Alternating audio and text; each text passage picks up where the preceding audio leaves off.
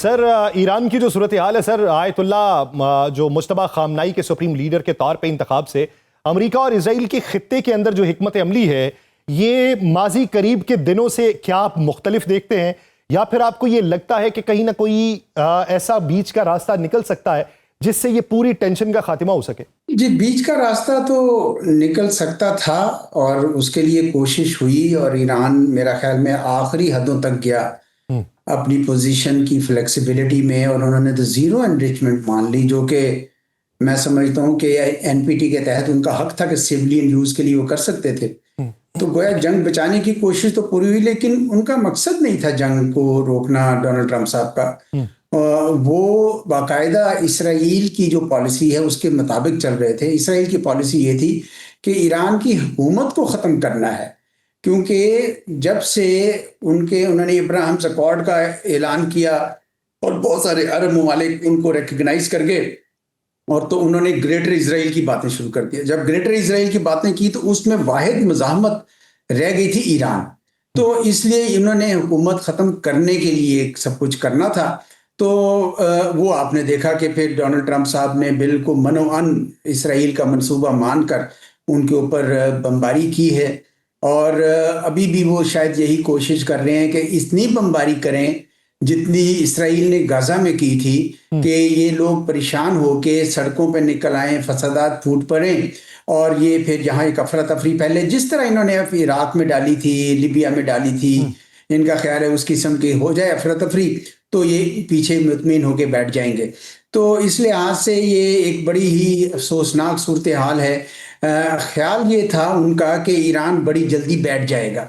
जो उनको हैरत हुई है जिस बात की अमेरिका को और इसराइल को, ये है कि ईरान बैठा नहीं है, बल्कि वो अपने पुरएतमाद तरीके से उनका जवाब दे रहा है। बल्कि उसने तो दायरा जंग का इतना फैला दिया कि उसमें अबनाए हुर्मुज़ भी ले आया और गल्फ की रियासतें भी ले आया। मेरा अपना ज़ाती ख्याल ये था जब ये जंग शुरू हुई है कि ईरान शायद इसराइल के ऊपर ही फोकस करेगा, क्योंकि छोटा सा इसराइल है, वहाँ पे अगर तबाही फैल जाए तो खुद ब खुद वो जंग रुकवा देगा। लेकिन उन्होंने ये स्ट्रेटजी नहीं की। उन्होंने कहा कि नहीं, हम गल्फ की रियासतों में चूंकि अमेरिका के अड्डे हैं, एक ही बार इनको भी हम ख़त्म कर दें।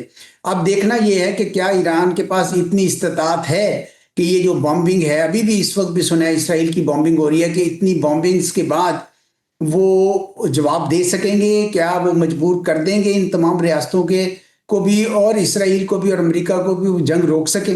मुझे कोई ऑफ रैंप नजर नहीं आ रहा। एजाज साहब, ये देखिए कि जब नए लीडर का इंतखाब होता है तो पहला एक्ट जो है उससे दुनिया अंदाजा लगाती है कि ये किस समत को पॉलिसी जाएगी, या मफाहमत का मंजरनामा होगा या मज़ाहमत का होगा। इधर से ऐलान होता है कि मजलिस ख़बरगान जो है वो आयतुल्ला मुज्तबा खामनाई के बतौर सुप्रीम लीडर नामजद कर रही है, और उधर से अली वलीउल्लाह नाम की एक 30वीं लहर का आगाज कर दिया जाता है जो बमबारी करती है रात भर गल्फ की स्टेट के ऊपर और इजराइल को हिट करने की कोशिश करती है। तो ये तो पैगाम फौरी तौर पे सुप्रीम लीडर बनने के बाद मुज्तबा खामनाई की तरफ से दुनिया को दे दिया गया। तो उसके बाद का मंजरनामा अब दूसरी तरफ से रिएक्शन में क्या दिखाई देता है? देखिए, इसमें तो कोई शक नहीं है कि ईरान ने बड़ी ही हौसला मंदी का सबूत दिया है। जहां इतनी कुव्वतें उनके खिलाफ इकट्ठी हो गई हों, उसके बावजूद वो लड़ रहे हैं, तो उससे साफ नज़र आता है कि उनके पास इतने मिसाइल, ड्रोन और दूसरा अस्करी साजो सामान है कि वो लड़ सके और अच्छी मज़ाहमत दे सके। लेकिन एक बहुत ही इश्तियाल अंगेज़ किस्म की कार्रवाई वो ये हुई है कि इसराइल ने ईरान के तेल के ज़ख़ीरों पे अटैक किया है, और उसकी वजह से ख़तरा पैदा हो गया कि अब ईरान भी शायद गल्फ़ की रियासतों के तेल के ज़ख़ीरों पे अगर हमला करे तो ये जो बहरान दुनिया में पैदा हो गया है, जिसका शिकार अब हम पाकिस्तान वाले भी हो रहे हैं, ये मज़ीद संगीन हो जाएगा और बड़ी ख़तरनाक सूरत हाल सारे मुल्कों के लिए होगी। सर, प्राइम मिनिस्टर तो ये कह चुके हैं कि आइंदा चंद रोज़ में तेल की कीमतों में फिर इजाफा होगा।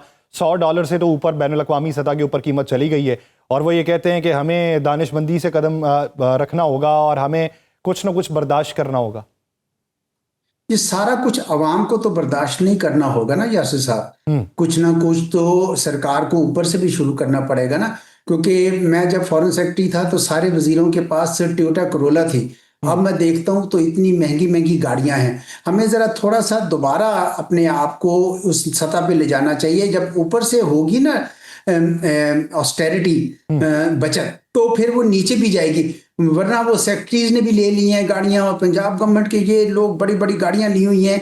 अब हम ये अफोर्ड नहीं कर सकते हैं। इसी तरह सरकारी दफातर में इतना काम नहीं होता जितना आपका खर्चा हो रहा होता है। तो आप बेशक लीन टीम के साथ काम करें, वर्क फ्रॉम होम की इजाज़त दें। यूनिवर्सिटियों में इस वक्त आपको ऑनलाइन क्लासेस शुरू करनी चाहिए। इस तरह के अब सारे का डेवलपमेंट फंड्स जो एमएनएस और एमपीएस को जाते थे वो रोकने चाहिए इस वक्त। ये सारा मतलब है पेट्रोल की कीमत बढ़ा के सिर्फ आवाम के ऊपर नहीं बोझ डालना चाहिए, क्योंकि उससे सारी महंगाई हो जाएगी। और जब महंगाई होगी तो ये तो गवर्नमेंट भी परेशान हो जाएगी, उसका जो रिएक्शन आएगा।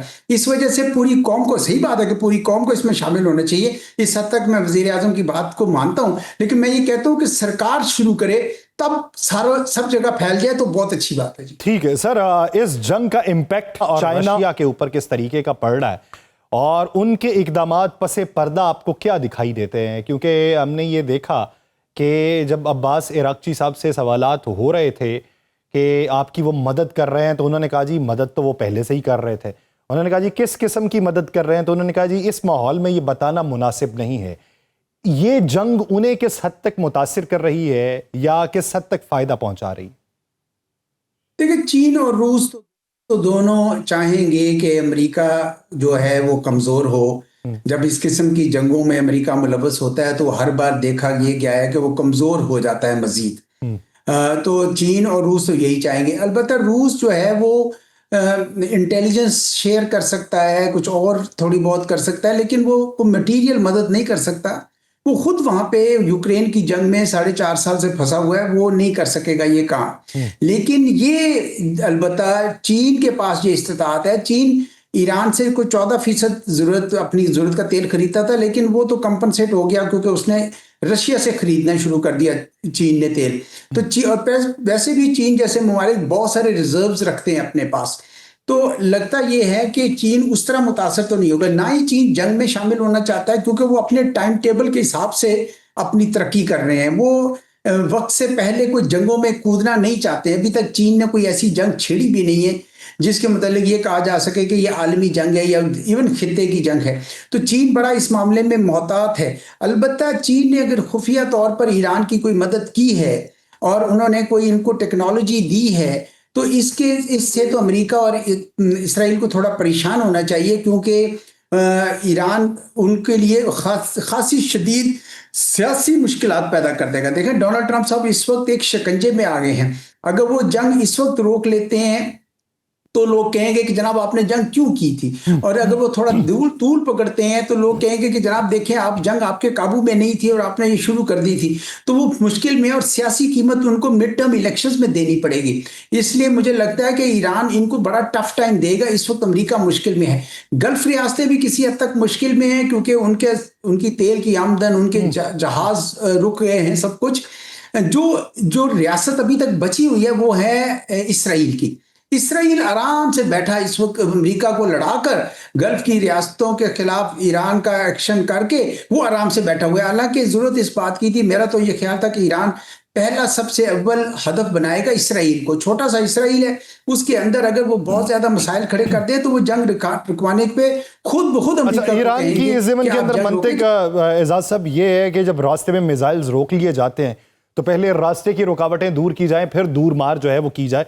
लेकिन एक और मामला जो है वो इस वक्त उजागर हो रहा है कि सऊदी अरब के ऊपर जो हमले हुए, अब इस ज़मीन में बहुत सारे लोगों की आराय ये है कि पाकिस्तान का दिफाई मुआहिदा सऊदी अरब के साथ है। पहले ये कहा जाता था कि एक पे हमला दूसरे पे हमला तस्वुर होगा, तो पाकिस्तान मदद को क्यों नहीं जा रहा सऊदी अरब की? ये एक अलग बात कि सऊदी अरब रिटेलिएट करना चाहता है या नहीं चाहता। तो आप क्या समझते हैं कि इस ज़मीन में पाकिस्तान की पोजीशन जो अब है वो किस हद तक क्लियर है? नहीं, बड़ी क्लियर है जी, इसमें कंफ्यूजन क्या है। देखें, सऊदी अरब ने अव्वल तो अभी तक जंग शुरू नहीं की है ईरान, और उन्होंने पाकिस्तान से कहा कि आप ईरान को कहें, पाकिस्तान ने ईरान को कहा, ईरान ने कहा कि उनका वो कि आपके अड्डे इस्तेमाल नहीं होने चाहिए। तो गोया पाकिस्तान ने अमन के लिए उसमें किरदार अदा किया है। और सऊदी अरब को अलबत्ता वैसे भी मेरे ख्याल में ईरान को सऊदी अरब पे हमला भी नहीं करना चाहिए था, क्योंकि ये दो मुसलमान मुल्कों के ऊपर है। ये जो मुआहिदा हुआ है मेरे ख्याल में इसका इतलाक बराह रास्त मुसलमान रियासतों के अंदर मसाइल हो जाए तो उस पर कम व बेश ही होगा। जिस तरह पाकिस्तान अफगानिस्तान के साथ भी जंग लड़ रहा है लेकिन उसमें सऊदी अरब शामिल नहीं हुआ, इसी तरीके से अब सऊदी अरब की अगर ईरान के साथ जंग होती है तो इसका जरूरी ईरान तो जरूरी नहीं कि पाकिस्तान उसमें शामिल हो। वैसे भी जो हमारा ऑपरेशन था, जो एग्रीमेंट था, वो पीस टाइम ऑपरेशंस में ज्यादा उसने इंप्लीमेंट होना था। और कोई ऐसी एग्रेशन उनके खिलाफ अगर इसराइल करता है या अमेरिका करता है तो पाकिस्तान उसके बारे में सोच सकता है, या पाकिस्तान के खिलाफ अगर भारत करता है तो हमारी तवक्को होगी कि सऊदी अरब उस सिलसिले में आए। तो ये बेसिकली डिटेरेंस है। लेकिन पाकिस्तान तो बड़ा अच्छा किरदार अदा कर रहा है कि इन दोनों मुल्कों के दरमियान जंग रुकवाने की कोशिश कर रहा है, जो मेरे ख्याल में सबसे ज्यादा और अहम चीज है जी। अच्छा चौधरी साहब, ये बताइए कि अगर यूं ही आबनाए हरमुज बंद रहती है, अगर यूं ही तेल की कीमतें बढ़ती रहती हैं, अगर यूं ही मईशतें मुतासिर होती रहती हैं, तो फिर दुनिया भर के अंदर इसके असरात किस हद तक गहरे होने हैं और वो सबसे ज्यादा बर्दाश्त किसने करना है? देखिए, सबसे ज्यादा बर्दाश्त तो कर रहे हैं डेवलपिंग कंट्रीज ने, तरक्की पजीर ममालिक पाकिस्तान जैसे, जिनके पास इतना कम जखीरा होता है तेल का, जिनके पास इक्तसादी तौर पर पसली कोई नहीं होती कि वो अपने पास रिजर्व्स हों बड़े बड़े उनके पास, तो वो बर्दाश्त कर लें। पाकिस्तान जैसे ममालिक जो हैं, और अफ्रीका में भी और दूसरी जगहों पर भी जो इन्हिसार कर रहे थे इस बात के ऊपर कि अमन है तो कोई सिलसिला चल रहा है और तेल की कीमतें कम होंगी तो वो उनके मामला चल रहे हैं, वो सब मुतासिर होंगे। जो बड़े ममालिक हैं उन सब ने जखीरे रखे होते हैं, उनके पास रिजर्व्स बड़े होते हैं, उन्होंने कुशन ज्यादा होता है। लेकिन अगर ये जंग और ज्यादा तूल पकड़ती है और कोई और इसमें आलमी जंग की शक्ल इख्तियार करती है तो फिर तो नेचुरली बाकी भी मुतासिर हो गए। लेकिन ये पहली फेज में तो मैं देख रहा हूँ कि पाकिस्तान जैसे ममालिक जो है बहुत मुतासिर होंगे। इसीलिए ये इस बात पर जोर दिया जा रहा है कि हम लोग जो हैं वो दूसरों से कंपेयर ना करें और अपने लिए खुद कोई ऐसे रास्ते बनाएं कि ये जंग के असरात हम पे कम से कम आए। सर, मेरा एक आखिरी सवाल, आप क्या समझते हैं कि इसके असरात या मुज़मिरात जनाबे डोनाल्ड ट्रंप को कितने भुगतना पड़ सकते हैं? बहुत ज्यादा जी। डोनाल्ड ट्रंप साहब जो है वो, मैंने जिस तरह आपको पहले कहा कि वो एक शिकंजे में हैं। उन्होंने सारी वक्त ये एक रट लगाई हुई थी कि मैं जंगें करवाने वाला नहीं हूं, मैं जंगें रुकवाने वाला हूं, और अब वो जंग कर रहे हैं। और दूसरी वहां पे अमेरिका में बार बार आवाज उठ रही है, टकर कार्लसन जो पहले फॉक्स में होते थे वो कितनी बार कह चुके हैं कि ये क्या है कि इसराइल जो है वो हमारी पॉलिसी डिक्टेट कर रहा है। हमने कब से इसराइल के इंटरेस्ट को अपना इंटरेस्ट बना लिया। तो ये टेल वैगिंग दी डॉग वाला मसला जो है मामला शुरू हो गया। इस वजह से उनके लिए बड़ी, अब अगर मिड टर्म इलेक्शंस आते हैं और नवंबर में डोनाल्ड ट्रंप साहब जो हैं इसी हालात में होते हैं इस किस्म के, तो वो हार सकती है उनकी पार्टी, और उसके बाद तो इनका अपना सियासी मुस्तकबिल बिल्कुल मखदूश हो जाएगा। तो देखना ये है, इसीलिए ये पूरा जोर लगा रहे हैं कि ईरान किसी ना किसी तरीके से भले तबाह हो जाए लेकिन मेरा सियासी मुस्तकबिल बच जाए।